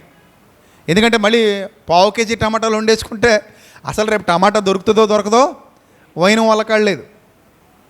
నిజం. అంటే చుట్టూతా దుర్భర పరిస్థితులు ఉంటే మనం సర్వైవ్ అవ్వలేము, చాలా కష్టమైపోద్ది. ఆ పరిస్థితి ముందుగానే తెలిసిపోయింది భక్తులకి. మనకు కరోనా వస్తుందని ఒక్కడో చెప్పినోడు లేకపోయే ఉన్నాడా? కరోనా వస్తుంది, రెడ్ జోన్ అంటారు, గ్రీన్ జోన్ అంటారు, ఇంతమంది చచ్చిపోతారు, మీరు జాగ్రత్తగా ఉండండి, అప్పుడు మీకు పాలు ప్యాకెట్లు ఇలాగే ఉంటాయి, పెరుగు ప్యాకెట్లు దొరకవు, కూరగాయలు ఇబ్బంది అవుద్ది, బియ్యం ఇబ్బంది అవుద్ది, మాస్కులు ఎట్టుకు తిరగమంటారు, చేతులు కడుక్కోమంటారు, వ్యాక్సిన్లు వేస్తారు, ఆ తర్వాత గుండెపోట్లు వస్తాయి. ఎవరన్నా చెప్పారా? ఎవరు చెప్పలేదే, ఎవరు చెప్పలే. అది వచ్చాక మాత్రం తొక్కండి అన్నారు అంతే. నేడు దేని తొక్కండి? కరోనా తొక్కలా, ఇంకా నయం మమ్మల్ని తొక్కమని లేదు. అలా ఉంటారు మన వాళ్ళు. సరేలే, అదంతా పక్కన పెట్టండి. కరువు వస్తే మాత్రం చాలా ప్రమాదకరంగా ఉంటుంది. కరువు రాకముందే భక్తులు హెచ్చరిస్తే ఆ హెచ్చరికను ముందే ఖాతరు చేసి వీళ్ళు ఏం చేశారు? జాగ్రత్త పడిపోయారు. చాలామంది జాగ్రత్త పడి ఏం చేశారంటే కరువు రాగానే ఎవరు కొరతలో ఉన్నారో, ఎవరు ఇబ్బందికర పరిస్థితుల్లో ఉన్నారో, ఎక్కడ సహోదరులు బాధ అనుభవిస్తున్నారో వాళ్ళకి వీళ్ళు సహాయాన్ని పంపించడం మొదలుపెట్టారు. ఆ సహాయాన్ని పంపించే ప్రక్రియలో పౌలు భక్తుడు కూడా ఇన్వాల్వ్ అయ్యి వాళ్ళ సహాయం వాళ్ళకి అందేలాగా చేశాడు. ఆ పరిచర్యలో చాలామంది ప్రముఖ పాత్ర పోషించారు. జాగ్రత్తగా ఆ డబ్బుని లేదా వారు పంపించే సరుకుల్ని ఆ యొక్క పని అంతట్లో కూడా సమర్థవంతంగా నిర్వహించారు. అందులో ముఖ్యంగా మనకు ఎవరు కనబడతారు? అలాగున చేసి బర్నబా, సౌలు అని వారి చేత పెద్దల యొద్దకు దానిని పంపిరి. అంటే యెరూషలేములో పెద్దలు ఉన్నారు, అక్కడ సంఘం ఇబ్బంది పడిపోతుంది, వాళ్ళకి తినడానికి తిండి లేదు, ఇబ్బందికరమైన పరిస్థితుల్లో ఉన్నారు. అందుకని వీళ్ళందరూ కలిసి కొంత సహాయాన్ని సేకరించి ఈ ధనాన్నంతా తీసుకెళ్ళి ఎక్కడ పెట్టారట? పెద్దల దగ్గర పెట్టారట. అక్కడ ఉన్న కరువులో ఇబ్బంది పడుతున్న వాళ్ళకి అందించడానికి. ఆ టైంలోనే ఈ బర్నబా గారు మరి తమ సమీప బంధువు కదా, ఎవరు? మార్కు. చూడండి, కొలసీ పత్రిక 4:10 ఉంటుందన్నమాట. కొలసీ పత్రిక 4:10 ఉంటుందన్నమాట. బర్నబాకి సమీప బంధువు ఎవరట? మార్కు, సమీప జ్ఞాతి అని ఉంటుంది. ఉందా? కొలసీ పత్రిక 4వ అధ్యాయము 10వ వచనం. బర్నబాకు సమీప జ్ఞాతి అయిన మార్కు మీకు వందనములు చెప్పుచున్నారని ఉందా? అంటే ఇక్కడ దీన్ని బట్టి మనం అర్థం చేసుకుంటే మార్కు గారు వాళ్ళిద్దరూ బంధువులు, సంపన్న కుటుంబాలకు చెందినవారు. ఇప్పుడు అపోస్తుల కార్యాలు 12వ అధ్యాయము 25వ వచనం జాగ్రత్తగా చూడండి. చాలా రెఫరెన్సెస్ ఉంటాయి ఈరోజు మెసేజ్లో, నీట్గా అన్నీ కూడా రాసుకోండి. మళ్ళీ ఇంటికి వెళ్ళిన తర్వాత మీరు రెఫర్ చేసుకున్నా కూడా మీకు ఒక అవగాహన రావాలి ఈ సందేశం మీద. అర్థమైందా? అపోస్తుల కార్యాలు 12వ అధ్యాయము 24-25 వచనాలు. దేవుని వాక్యము ప్రబలమై వ్యాపించుచుండెను. బర్నబాయు సౌలును తమ పరిచర్య నెరవేర్చిన తర్వాత ఎక్కడ? యెరూషలేములో. మరి ఆ కరువులో ఉన్నారు, వాళ్ళకి కావాల్సిన మెటీరియల్స్ అంతా తీసుకెళ్లారు, అక్కడ పరిచర్య చేశారు, వాళ్ళకి కావాల్సినవన్నీ ఇచ్చారు, ఆ పెద్దలకు అందించారు, చక్కగా అక్కడ సంఘాన్ని ఆదరించారు, పరిచర్య ముగించుకొని మరలా తిరిగి వెళ్ళిపోతున్నారు. అలా వెళ్ళిపోయేటప్పుడు ఏం చేశారంటే బర్నబా, సౌలు తమ పరిచర్య నెరవేర్చిన తర్వాత మార్కు అను మారు పేరు గల యోహానును వెంటబెట్టుకొని యెరూషలేము నుండి తిరిగి వచ్చిరి. ఎందుకు తీసుకెళ్ళారు యోహాన్ అనే మార్క్ అని అబ్బాయిని? పరిచర్యలో పరిచారకుడుగా చాలా చక్కగా వాడబడతాడట కుర్రాడు. ఎందుకు వాడబడతాడు? వాళ్ళ అమ్మగారు ఆల్రెడీ, మరియ గారు ఆల్రెడీ విశ్వాసంలో వర్ధిల్లుతున్నారు. ఆ కుటుంబం సంఘానికి ఆశ్రయం ఇచ్చినటువంటి కుటుంబం, ఆ కుటుంబం సంఘాన్ని బలపరిచినటువంటి కుటుంబం, ఆ కుటుంబం సంఘాన్ని ఆదుకునేటువంటి కుటుంబం. డబ్బు ఉందన్న గర్వం లేదా కుటుంబానికి, తమ డబ్బును దేవుని పరిచర్య కొరకు వినియోగించే కుటుంబం. అందులో Barnabas one of the most important person. అలాగే వాళ్ళ సమీప జ్ఞాతి కాబట్టి మరియా, ఆమె బిడ్డ మార్కు అను మారు పేరు గల యోహాను, వీళ్ళందరూ కూడా it was a team, very best team. దేవుని కొరకు బ్రతుకుతున్న ఒక గొప్ప కుటుంబం వాళ్ళది. సో కాబట్టి తీసుకుని వచ్చేసారట. ఎక్కడ తీసుకొచ్చారు? యెరూషలేము నుండి ఈ మార్క్ అనే అబ్బాయిని పౌలు గారు, అంటే అప్పటికి ఇంకా సౌలుగానే పిలువబడుతున్నాడు, తర్వాత మారింది పౌలు అనే పేరు. పరిచర్యలో చాలా కాలం సౌలు అనే పిలువబడ్డాడు. సౌలు అనేది ఏం చెడ్డ పేరేమీ కాదు, సౌలు అనే పిలువబడ్డాడు. ఆ సౌలు, బర్నబా కలిసి మార్కు గారిని తీసుకొని యెరూషలేము నుండి తీసుకొచ్చేసి వాళ్ళ పరిచర్య కోసం తీసుకెళ్ళిపోతున్నారు. ఎప్పుడు కూడా గుర్తుపెట్టుకోండి, ఒక వ్యక్తి షార్ప్గా వాడబడుతున్నాడు అని అంటే ఆటోమేటిక్గా నువ్వు చెప్పుకోక్కర్లేదు, అవతలకు తెలిసిపోద్ది. వర్తబుల్ క్యాండిడేట్ మనం వాడుకోవచ్చు అని. అర్థమైందా? అప్పుడప్పుడు మనం పరిచర్యలో ఎవరొకరికి పని అప్పగిస్తుంటాం. ఎవరికి అప్పగిస్తుంటాం పని? తొందరగా ఎవరు షార్ప్గా చెక్కబడి పదునెక్కి వాడబడుతున్నారో వాళ్ళు మనకి ఎవరు చెప్పక్కర్లా. ఇప్పుడు వెలుగుతున్న దీపాన్ని గురించి మనకు ఎవరైనా పరిచయం చేయాలా? అదే పరిచయం చేసుకుంటుందా? చెప్పండి. వెలుగుతున్న దీపాన్ని తానే పరిచయం చేసుకుంటుంది, ఎవరు పరిచయం చేయక్కర్లా. ఇది వెలుగుతున్న దీపం, మనం చీకట్లోకి తీసుకుని వెళ్ళొచ్చు. ఇది వెలుగుతున్న దీపం, చీకట్లో దీని అవసరత ఉంది. ఇది వెలుగుతున్న దీపం, దీన్ని మనం పరిచర్యలో వాడుకోవచ్చు, ఈ వ్యక్తిని లేదా ఈమెని పరిచర్యలో ఉపయోగించుకోవచ్చు అని చూసే వాళ్ళకి తెలిసిపోద్ది. ఎవరు చెప్పక్కర్లా నీ గురించి, ఎవరు స్టేట్మెంట్ ఇవ్వక్కర్లా. నువ్వు వెలుగుతూ ఉండు, పని ఆటోమేటిక్గా ఎవరొకళ్ళు ఇచ్చేస్తారు నీకు. నువ్వు వెలుగుతూ ఉండు, దేవుడు నిన్ను వాడుకుంటాడు. నువ్వు వెలుగుతూ ఉండు, దీపస్తంభం మీద పెట్టబడు, అందరికి కనబడతావు. సో వెలిగిచ్చే దీపం అందరికీ కావాలి, అందరూ వాడుకుంటారు ఆ దీపాన్ని. అర్థమైందా? సో ఇప్పుడు వెలుగుతున్న దీపం కాబట్టి ఈ దీపాన్ని మనం కూడా ఉపయోగించుకుందామని సౌలు లాంటి వ్యక్తి నచ్చి తీసుకెళ్తున్నాడంటే మామూలు విషయం కాదు కదా. మరి ఒక రకంగా బర్నబాకి సమీప బంధువు. బర్నబా కూడా చిన్నోడేం కాదు, చాలా గొప్పోడు, చాలా ఉన్నతమైన క్యారెక్టర్ కలిగినోడు. అపోస్తలుడే అతనికి హెచ్చరిక పుత్రుడు, ఆదరణ పుత్రుడని పేరు పెట్టేంత గొప్పోడు. తన భూమిని అమ్మి అపోస్తలుల పాదాల దగ్గర పెట్టి దేవుని పరిచర్యకి ఈ డబ్బు వాడండి, లేదా ఈ భూమి వాడండి అని ఇచ్చేసినటువంటి గొప్ప త్యాగమూర్తి, గొప్ప త్యాగశీలి. అలాంటి వాళ్ళు చాలా అరుదుగా ఉంటారు. అలాంటి అరుదైన వ్యక్తిత్వం కలిగిన వాడే బర్నబాస్. అతని బంధువు మార్క్. వీళ్ళిద్దరికీ నచ్చాడు, తీసి తెచ్చుకున్నారు, చక్కగా పరిచర్యలో వాడుకుంటున్నారు. సరే, దాదాపుగా 1 సంవత్సరం గడిచింది. వీళ్ళు అంతియొకయ నుండి కొప్రకు బయలుదేరారు. అలా కొప్రకు బయలుదేరి పరిచారకుడిగా మార్కు గారిని కూడా వెంట పెట్టుకుని వెళుతున్నటువంటి తరుణంలో అపోస్తలుల కార్యాలు 13వ అధ్యాయము 13వ వచనం మీరు జాగ్రత్తగా చూడండి. అపోస్తలుల కార్యాలు 13వ అధ్యాయము 13వ వచనం. అప్పటికే చాలా కార్యాలు జరిగాయి. ఇతడు యెరూషలేమును విడిచి చాలా కాలం అయ్యింది, దాదాపు 1 సంవత్సరం పైనే కావస్తుంది. పౌలు గారితో పాటు పరిచర్యలో మార్కు అనే మారు పేరు గల యోహాను వాడబడుతున్నాడు, బర్నబా గారితో కూడా వాడబడుతున్నాడు. సో అలా చక్కగా ఒక మంచి పరిచారకుడుగా దేవుని సేవకుడి దగ్గర పరిచర్య చేస్తున్నాడు. పౌలు గారికి చాలా చక్కటి పరిచారం చేస్తున్నాడు. నిజమే, కొన్ని సందర్భాల్లో సేవకుడు అన్ని పనులు చేయలేడు, వాళ్ళకి సపోర్టర్స్ కావాలి. ఇప్పుడు మనం ఉన్నాం, నేను ఒక్కడనే అన్ని పనులు చక్కబెట్టాలంటే అవ్వదు. సెమినార్ అంతా నేనే చేయాలంటే అవుతుందా? అవ్వదు. మన పిల్లలందరూ కలిసి చేయాలి. ఆదివారం ఆరాధనకి అన్ని పనులు నేనే చూసుకొని, బరకాలు నేనే వేసుకుని, కుర్చీలు నేనే వేసుకుని, లైటింగ్ నేనే పెట్టుకుని, సౌండ్ సిస్టమ్ నేనే చూసుకొని, ఇంకేంటి వచ్చిన వాళ్ళకి వాటర్ కూడా నేనే ఇచ్చి, వచ్చిన వాళ్ళు పలకరించి లోపలికి తీసుకొచ్చి నేనే కూర్చుండబెట్టి, మీటింగ్ పెడితే నేనే పోస్టర్లు అతికించుకుని, నేనే స్టేజ్ చేసుకుని, నేనే లైటింగ్ కట్టుకుని, నేనే వెనకాల డెకరేషన్ చేసుకుని, నేనే మళ్ళీ సూట్ వేసుకుని వాకింగ్ చెప్పేసి, నేనే మళ్ళీ సూట్ ఇప్పేసి మీరు అందరూ వెళ్ళిపోయిన తర్వాత కుర్చీలు సర్దేసుకుని వెనకాల పెట్టేసుకొని, నేనే ఆటో వేసుకుని వచ్చి మళ్ళీ ఎక్కించుకొని సప్లై సామానం తీసుకెళ్ళి ఉంటానా చచ్చిపోతానా? ఏంటి చెప్పండి, ఏమైపోతాను? అంతే, ఇంకేం ఉండదు ఇంకా. కాబట్టి ఒక్కడి వల్ల అన్ని పనులు సాధ్యం కాదు. మంచి పరిచారకులు ఉండాలి, మంచి టీం ఉండాలి, మంచిగా కష్టపడే పిల్లలు ఉండాలి. ఎవరు ఎందులో నిపుణులో ఆ పనిని వాళ్ళు తలకెత్తుకోవాలి, వాళ్ళు చేసుకుంటూ పోవాలి. ఇది నాకు దేవుడు అప్పగించిన బాధ్యత, నేను చేయగలను. ఇప్పుడు 13వ తేదీ విశాఖపట్నంలో మీటింగ్ ఉంది మంది. ఎక్కడ? కళాభారతి ఆడిటోరియంలో, మద్దిలపాలెంలో విశాఖపట్నంలో మీటింగ్ ఉంది. సో ఆ మీటింగ్కి సంబంధించి అక్కడ ఉన్న టీం, ఐఫర్గాడ్ టీం ఎవరైతే ఉన్నారో మన వైజాగ్ పిల్లలందరూ, అక్కడ ఉన్న అనేక దినాలుగా మనతో పాటు కలిసి ప్రయాణం చేస్తున్నటువంటి పిల్లలందరూ కూడా వాళ్ళంతటి వాళ్ళే పాంప్లెట్లు వేపిద్దాం, పంచుదాం, పోస్టర్లు వేపిద్దాం, అతికిద్దాం, ఇక్కడ ఇలా చేద్దాం, అక్కడ అలా చేద్దాం, ఈ విధంగా డిజైన్ చేద్దాం, ఈ విధంగా కష్టపడదాం, అన్నీ వాళ్ళే పడతారు. నేను ఆ రోజు చక్కగా బయలుదేరి వెళ్ళడం, నేను వెళ్ళేసరికి అన్నీ సిద్ధంగా ఉంటాయి, చక్కగా వాకింగ్ చెప్పి పరిచర్య చేసి రావడం. So we have a team, మనకు టీం ఉంది. వాళ్ళు పరిచారకులుగా మంచిగా కష్టపడడం మాత్రమే కాదు, మనల్ని ఆదరించడం మాత్రమే కాదు, చక్కగా వచ్చిన వాళ్ళని ఆదరించడం మాత్రమే కాదు, ఆ దీవెనలు ఆ కుటుంబాల మీద ఉంటాయి.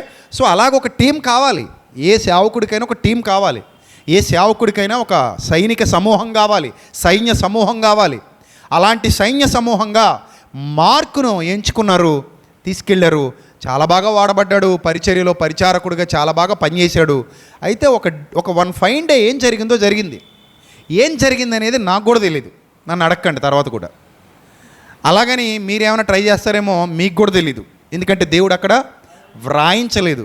కానీ ఒకరోజు ఏదో జరిగింది.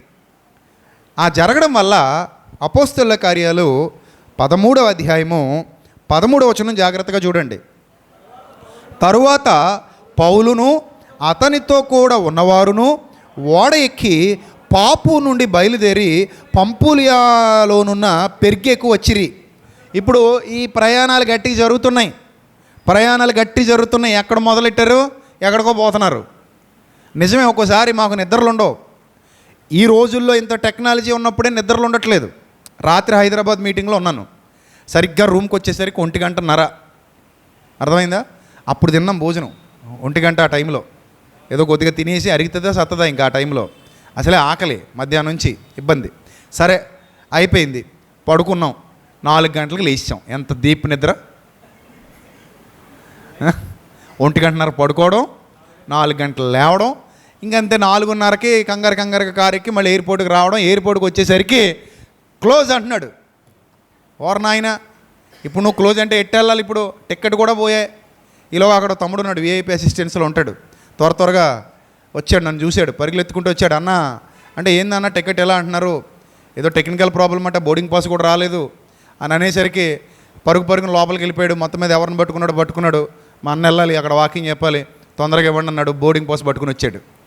అమ్మయ్య అనుకుని ఆ అబ్బాయికి థ్యాంక్స్ చెప్పి చిన్న ప్రార్థన చేసి బయలుదేరి ఇక్కడికి వచ్చేసరికి, కొంచెం దగ్గరికి వచ్చేసరికి రాజమండ్రిలో మంచు విపరీతముగా ఉన్నది. ఫ్లైట్ దిగుటకు అవకాశము లేదు, అర్ధగంట వెయిట్ చేయండి అన్నాడు. ఇది ఎక్కడ కూడా నాయన, టైం అయిపోతుంది, ఇక్కడికి వెళ్ళిపోవాలి అని అనుకుంటే మళ్ళీ ఒక అర్ధగంట వెయిట్ చేయించాడు. ఆ అర్ధగంట వెయిట్ చేసిన తర్వాత మెల్లి గదిలింది ఫ్లైట్. ఈరోజు ఆ ఫ్లైట్ నిండా సినిమా వాళ్ళే ఉన్నారు. వాళ్ళెందుకో షూటింగ్కి వస్తున్నట్టున్నారు. మొత్తం మీద వాళ్ళ కోసం ఆపేసాడా లేకపోతే ఎవరి కోసం ఆపేసాడో తెలియదు. మొత్తం మీద ఒక అర్ధగంట అయితే అలా లేట్ చేసి అర్ధగంట అన్నది 45 నిమిషాలు లేట్ అయింది. మొత్తం మీద వచ్చిన తర్వాత ఇంకా అలా రావడం, ఇంటికి వెళ్ళడం, టిఫిన్ లేదు, ఏమీ లేదు, ఎందుకంటే ఆరాధన టైం అయిపోయింది. 10 అయిపోయింది వచ్చేసరికి.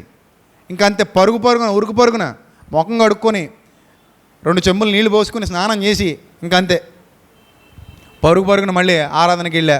అక్కడ వాకింగ్ చెప్పా. మధ్యాహ్నం మళ్ళీ ఆరాధన అయిపోయాక, అందరినీ పరామర్శించాక, అందరితో మాట్లాడాక 2:30కి తిన్నాను భోజనం. 2:30 వరకు ఉపవాసమే. అంటే కొన్ని సందర్భాలు అలాగ ఉంటాయి. అంటే మన చేతుల్లో ఉండదు, ఇంకా టైం అది మన చేతుల్లో ఉండదు. ఇక మనం ఆ టైంకి ఇంక వెళ్ళాలి, ఒప్పుకున్నామంటే వాయించాలన్నట్టు. ఆ టైంకి ఇంక వెళ్ళాలి, తప్పదు. మనం చేయాలనుకున్నప్పుడు చేయాలంతే. ఇప్పుడు నేను భోజనం చేసి వస్తా, ఇంకోటి చేసి వస్తా, అది చేసి వస్తా అంటే కుదరదు. కొన్ని సందర్భాల్లో పరుగులు ఎత్తాల్సి ఉంటుంది. టైంకి అన్నీ దొరకవు, టైంకి మనం అనుకున్నట్టు ఉండవు, టైంకి మనం అనుకున్నట్టు అన్నీ జరగవు. సో ఇప్పుడే ఇంత టెక్నాలజీ ఉన్నప్పుడు ఇన్ని ఇబ్బందులు పడుతున్నామంటే మరి ఆ రోజుల్లో మీరు ఆలోచించండి, ఎన్ని ఇబ్బందులు పడి ఉంటారు, ఎన్ని ప్రయాణాలు, ఎంత తిరగాలి, ఎంత ఇబ్బంది పడాలి. అసలు ఆ రోజుల్లో ఫోన్స్ లేవు, కారులు లేవు, ఏమీ లేవు, నడిచి తిరగాల్సిన రోజులు. ఒక పక్కేమో విపత్కరమైన పరిస్థితులు, ఇబ్బందికరమైన పరిస్థితులు. ఎవడు చంపుతాడో తెలీదు, ఎవడు కొడతాడో తెలీదు, ఎవడు తిడతాడో తెలీదు. అలాంటి దుర్దినాలలో సేవ చేసినటువంటి గొప్ప వీరులు వాళ్ళందరూ కూడా. ఆ విధంగా సత్యాన్ని వ్యాపింపజేసిన వీరులు వాళ్ళందరూ కూడా. సరే, అలా జరుగుతున్నప్పుడు మరి ఈయనకి ఇంటి మీద మనసు మళ్ళిందా మనకు తెలీదు, ఏమైనా ఇబ్బందులు వచ్చాయా మనకు తెలీదు, తిరగడంలో అలసిపోయాడా మనకు తెలీదు, లేకపోతే సంపన్న కుటుంబంలో పుట్టాం, ఈ దిక్మలు బతికేంద్ర నాయన, ఎక్కడ పడితే అక్కడ పడుకోబెడుతున్నారు, ఎక్కడ పడితే అక్కడ ఉండాల్సి వస్తుంది, టైంకి తిండి ఉండట్లేదు, మంచి బట్టలు ఉండట్లేదు, ఇన్ని ఇబ్బందులు పడుతూ మనం సేవ చేయాలంటే చేయలేము. ఇది మన నా వల్ల అవ్వదని వెనక్కి తగ్గాడా, నాగటి మీద చెయ్యేసి వెన్ను తిరిగి చూశాడా మనకు తెలీదు. ఏమైందనేది పౌలు గారికి తెలియాలి, బర్నబా గారికి తెలియాలి, మార్కు గారికి తెలియాలి, దేవుడికి తెలియాలి. ఆ నలుగురికి తప్ప ఇంకెవ్వడికి తెలియదు. నాకు తెలిసిన మీరు కొత్త ప్రసంగం మొదలెట్టకండి. ఎందుకంటే మనకు తెలియని బైబిల్లో కొన్ని సంగతులు దేవుడు ఎలా ఉంచాడు, అలా రహస్యంగా మర్మంగా ఉంచేశాడు. అలాంటి కొన్ని సంగతులు ఉంటాయి. అలాంటి సంగతుల్లో ఇది కూడా ఒకటి. ఆయన నేల మీద ఏమో వ్రాయిచ్చుండెను. ఏమి వ్రాయిచ్చుండెనంటే మనకు తెలీదు. మనకే కాదు, యోహాను గారికి కూడా తెలియదు. అందుకే ఏం చెప్పాడు, ఏమో వ్రాయిచ్చుండెనని చెప్పాడు. మనం కూడా ఏమని చెప్పాలి, ఏమో వ్రాయిచ్చుండెనని చెప్పాలి తప్ప పలానది రాశాడని చెప్పడానికి మనకు అక్కడ అవకాశం లేదు. సరే, మొత్తం మీద ఏదో అయితే రాశాడు. వాళ్ళు భయపడ్డారు, ఆయన రాస్తుంటే వాళ్ళు భయపడ్డారు. ఏదో రాశాడు, అది ఏదో ఆయనకి తెలుసు, అక్కడ ఉన్న వాళ్ళకి తెలుసు. పరదేశికి వెళ్ళాక అడుగుదాం, యోహాను గారిని అడుగుదాం. ఏమండి యోహాను గారు, ఏమండే మాట, ఏమండే యోహాను గారు, విషయం ఏంటంటే ఏం రాశారండి ఆయన అని అడగండి. అప్పుడు ఏమో అన్నారు కదా, ఇప్పుడు ఏమైనా అడిగారా, అదేందో మీకు ఏమైనా తెలుసా అని అడగండి. అలా మీ డౌట్లలో క్లారిఫై చేసుకోండి. అక్కడ నా దగ్గర రాకండి, ఎందుకంటే నాకు తెలియదు. రైటా? రైట్. ఇప్పుడు ఈయనట అచ్చట చూడండి, అచ్చట యోహాను వారిని విడిచిపెట్టి మళ్ళీ పుట్టినూరుకు పోయాడు, యెరూషలేముకు పోయాడు, ఆ మరియ ఇంటికి పోయాడు. అక్కడికి తిరిగి వెళ్ళిపోయాడు. అక్కడ పేతురు గారు వాళ్ళందరూ ఉన్నారు. ఈయనకి ఏమైందో తెలియదు. అసలు ఎందుకు వెళ్ళిపోయాడో కూడా తెలియదు. మొత్తం మీద ఏం చేశాడు? యెరూషలేముకు తిరిగి వెళ్ళిపోయాడు. అలా వెళ్ళిపోవడాన్ని బర్నబా గారు, పౌలు గారు వేర్వేరు కోణాల్లో చూశారు. ఒక ఆయన ఒక కోణంలో చూశాడు, ఒక ఆయన మరొక కోణంలో చూశాడు. ఈ వేర్వేరు కోణాల్లో చూడటం వల్ల భేదాభిప్రాయాలు వచ్చేసాయి. ఒక్కని కోసం ఇద్దరు గొప్ప సేవకులు విడిపోయారు.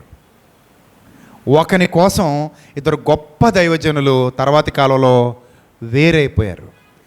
డిఫరెన్సెస్ వచ్చేసాయి. ఎందుకు డిఫరెన్సెస్ వచ్చేసాయి? ఏం జరిగిందంటే 2 సంవత్సరాలు గడిచిపోయిందట. తర్వాత వీళ్ళు అలా పరిచర్యలో వాడబడుతున్నారు, తిరుగుతున్నారు, సంఘాలు కడుతున్నారు. మొత్తమే చాలా గొప్ప పరిచర్య అయితే జరిగింది. ఇక ఒకనొక టైంలో పౌలు గారు, బర్నబా గారు అనుకున్నారు, చాలా సంఘాలు కట్టేశాం, చాలామందికి సత్య సువార్త ప్రకటించేశాం, చాలామందిని విశ్వాసంలో నిలబెట్టేశాం, అసలు మనం కట్టిన సంఘాలు ఎలాగున్నాయో ఒకసారి చూద్దాం. వాళ్ళు ఏంటంటే ఒక ఏరియాకి వెళ్ళడం, అక్కడ గట్టిగా సువార్త పరిచర్య చేయటం, వాళ్ళందరినీ ఒక చోట చేర్చడం, అందులో కొంచెం సమర్థవంతుడిని నిలబెట్టేసి సంఘం అతనికి అప్పగించేయడం, వీళ్ళు వచ్చేయటం. వీళ్ళు ఇంకొక ఏరియాకి వెళ్ళడం, ఆ ఏరియాలో గట్టిగా సువార్త పరిచర్య చేసి సత్యవాక్యం చెప్పడం, అక్కడ కొంతమందిని కట్టడం, నిలబెట్టడం, వాళ్ళందరికీ ఒక నాయకుడిని అప్పగించి వచ్చేయటం.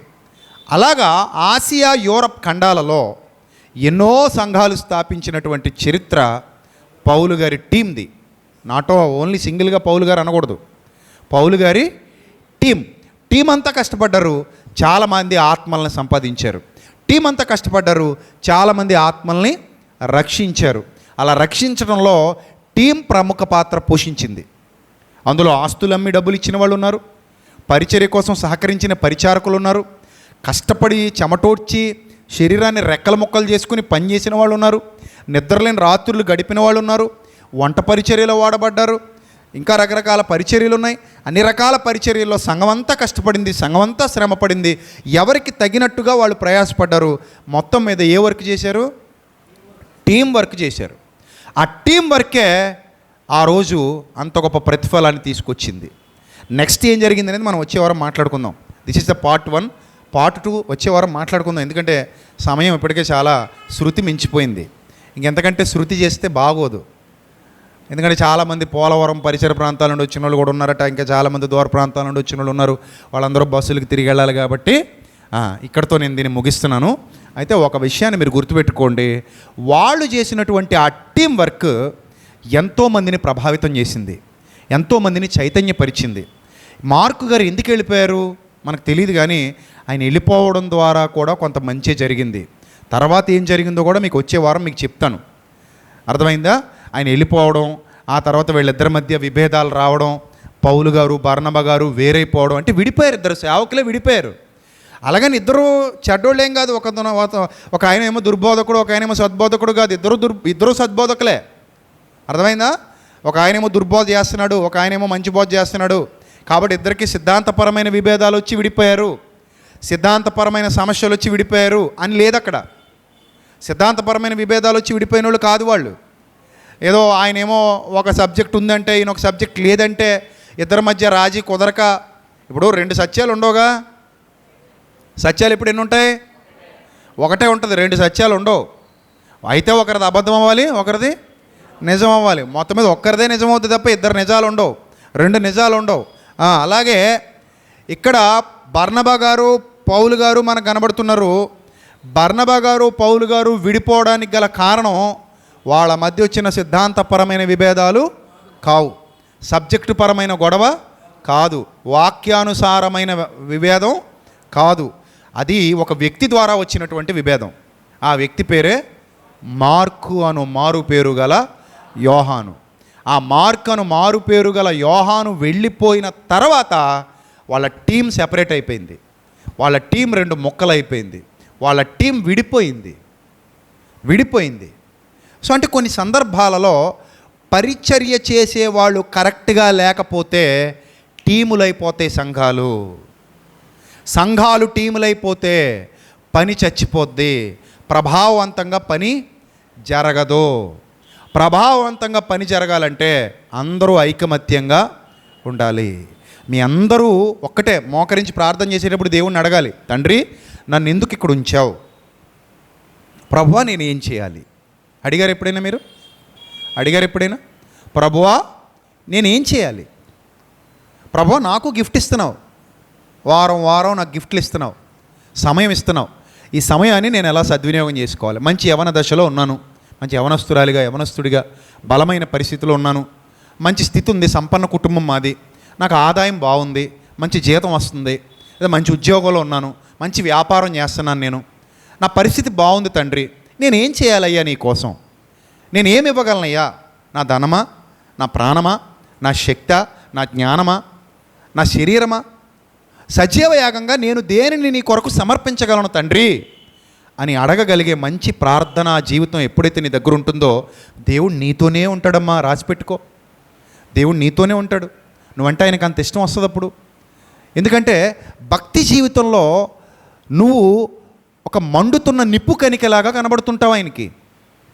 అయిపోయిన తర్వాత ఎవరేం చేయగలరు? చచ్చిన శవం ఏమీ చేయలేదు, అది ఆల్రెడీ చచ్చిన శవం. అది కాళ్ళుంటాయి నడవదు, చేతులుంటాయి పని చేయదు, కళ్ళుంటాయి చూడదు, నోరుంటుంది మాట్లాడదు, చెవులుంటాయి వినదు, స్పర్శ తెలీదు. ఆల్రెడీ అది ఏమైపోయింది? చచ్చిపోయింది. కానీ మనమందరం ఏమై ఉన్నాం? జీవము కలిగి ఉన్నాం. జీవం కలిగి ఉన్నామంటే జీవం గల దేవుని కోసమే, మర్చిపోకండి. మరలా చెప్తాను ఆ మాట, మీకు నాటుకోవాలి కాబట్టి. జీవం కలిగి ఉన్నామంటే మనకు జీవితాన్ని ఇచ్చిన దేవుని కోసమే, మర్చిపోవద్దు.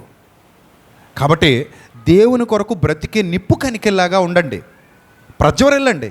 ఈ సత్య సువార్త మీరు వ్యాప్తి చేయండి. అందుకే చెప్పాను, మీకు ఇన్స్టాగ్రామ్ ఉంది, కట్ చేయండి, రీల్స్ వాడండి. మీరు చెప్పలేకపోవచ్చు, మా అన్నయ్య చెప్తున్నాడు, ఇదిగో మా సేవకుడు బోధిస్తున్నాడు, ఈ బోధ వినండి అని మీరు దేవుని పరిచర్య చేయలేరా?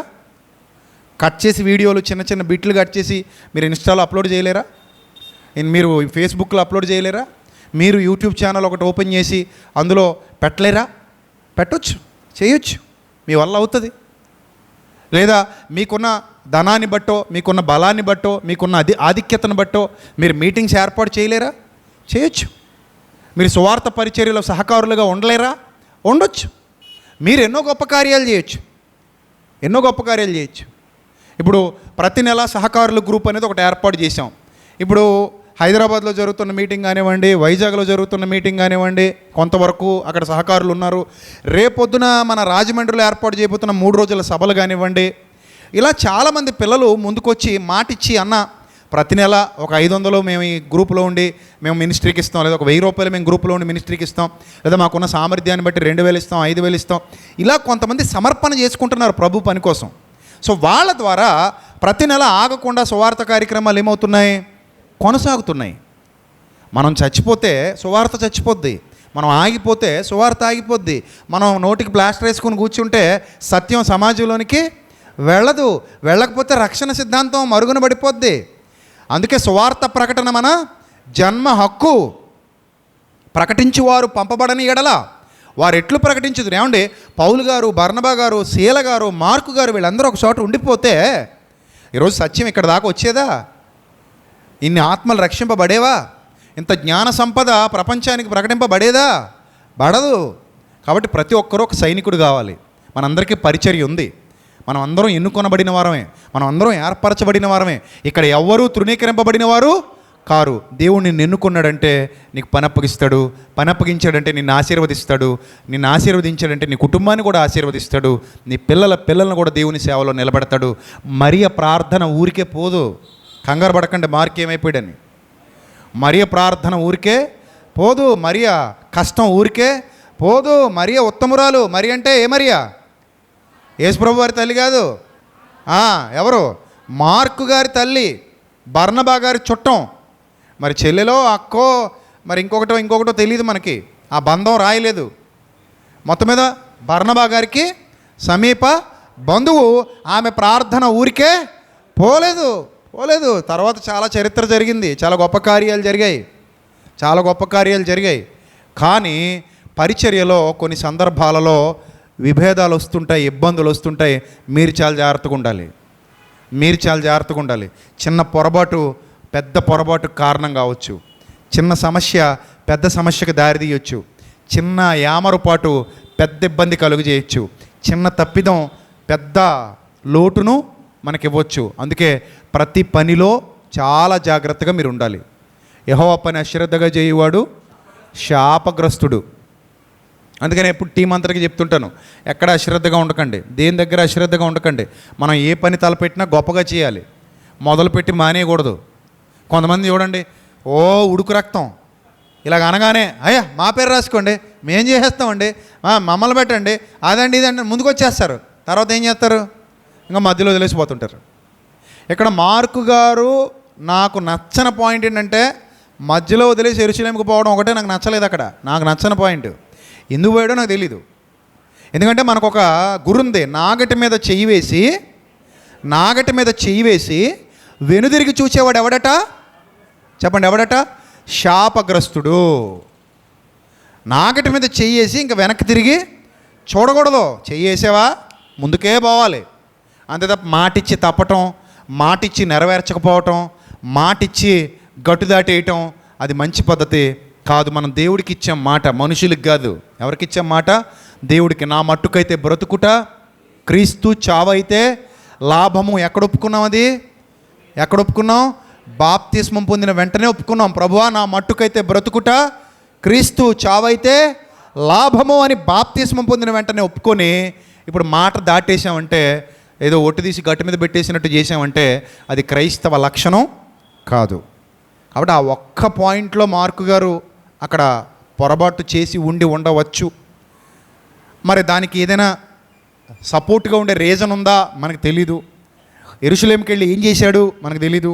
ఆ తర్వాత ఒక హిస్టరీ ఉంది, నడిచింది కథ. ఆ కథ ఏంటనేది వచ్చే వారం మాట్లాడుకుందాం. దీని నుండి మీరు ఏం నేర్చుకున్నారో మోకరించి ప్రభు సన్నిధిలో విశ్లేషణ చేసుకోండి. ప్రభువా నేనేమి నేర్చుకున్నానంటే, ఒక్కొక్కరు ఒక్కో విధంగా దిద్దుకోవచ్చు, ఒక్కొక్కరు ఒక్కో విషయంలో సరి చేసుకోవచ్చు, ఒక్కొక్కరు ఒక్కో పనిలో ముందుకు కదలొచ్చు. ప్రభువా నేనేమి నేర్చుకున్నానంటే, ఈ వాక్యం వినడం ద్వారా ప్రభువా నాతో నువ్వు మాట్లాడావు, నాకు నేర్పించావు తండ్రి.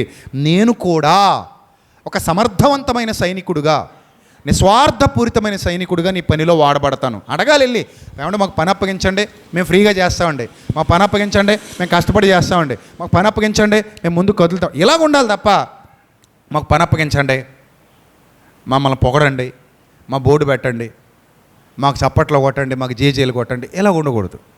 నువ్వు నిస్వార్థపూరితమైన క్రీస్తు సైనికుడివి, సైనికురాలివి. ఇక్కడ ఎవ్వరూ నేను పొగడరు, దేవుడే ఒకరోజు పొగుడుతాడు. ఇక్కడ నీకెవ్వరు కిరీటాలు పెట్టరు, దేవుడే ఒకరోజు కిరీటం పెడతాడు. నీ కుటుంబంలో గొప్ప మేలు, ఆయన మిమ్మల్ని విడువడు, ఎడబాయడు. అదొక్కటి మాత్రం గుర్తుపెట్టుకోండి. ఆకాశ పక్షులు లేమిగలవై ఆకలి కలిగి ఉంటాయేమో కానీ, సింహపు పిల్లలు లేమిగలవై ఆకలి కొని ఉంటాయేమో కానీ, దేవుని కుమారుడా కుమార్తె నిన్ను ఆయన ఆకలి గోన నీయడు. అంతే, ఆయన నిన్ను కాపాడుకుంటాడు, రక్షించుకుంటాడు, పోషించుకుంటాడు, నిన్ను బలపరుస్తాడు. అట్టి ధన్యత దేవుడు మీకు, మీ కుటుంబాలకు సమృద్ధిగా అనుగ్రహించి మరింతగా ఆయన కృపలో మిమ్మల్ని అందరినీ వాడుకొని ముందుకు నడిపించునుగాక. ఆమెన్. మిగిలిన వర్తమానం వచ్చే వారం విందాం. ఈ వారం వచ్చిన వాళ్ళు ఖచ్చితంగా వచ్చే వారం కూడా ఏమవ్వండి, హాజరవ్వండి. ఫుల్ఫిల్ అవుతుంది టాపిక్. ఏమవుతుంది? ఫుల్ఫిల్ అవుతుంది.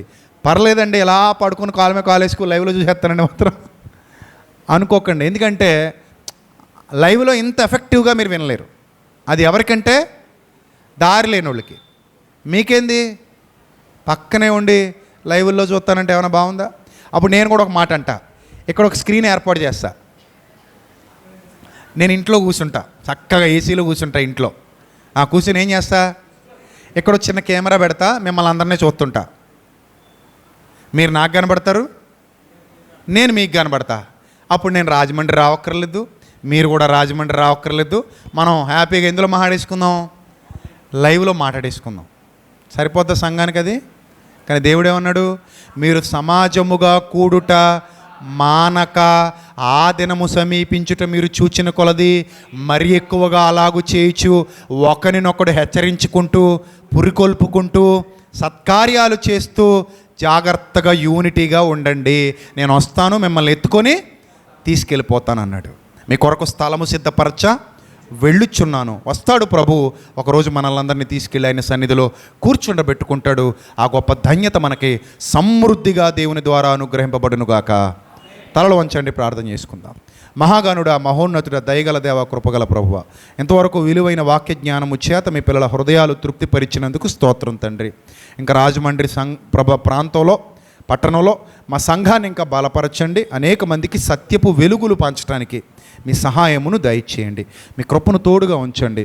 మీ కరుణాపీఠము యొద్ద ప్రభా మేమే గొప్ప బలి అర్పణగా మారడానికి, పరిచర్యలో ఇంకా బలమైన పాత్రలుగా వాడబడ్డానికి మీరు మాకు ఏమిచ్చారో, ఏమి మా నుంచి ఆశిస్తున్నారో, మాతో మాట్లాడుతున్నారు, మమ్మల్ని ప్రేరేపిస్తున్నారు, మమ్మల్ని బలపరుస్తున్నారు. మీ పరిచర్య కొరకు మేము బలమైన పాత్రలుగా వాడబడాలి. బలమైన కార్యాలు మీ కొరకు మేము చేయాలి. శక్తివంతమైన సాధనాలుగా పనిలో మేము పరిగెత్తాలి. పిల్లలందరినీ దీవించండి, ఆశీర్వదించండి. మీ కృపకు పాత్రులుగా ఎంచండి. మీ కృపలో వర్ధిలింపచేయండి.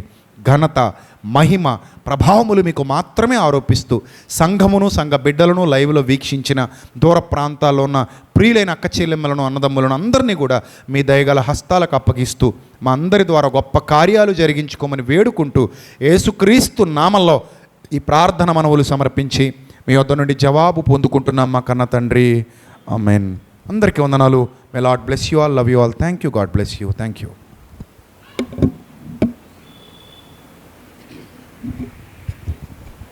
మంచిదండి.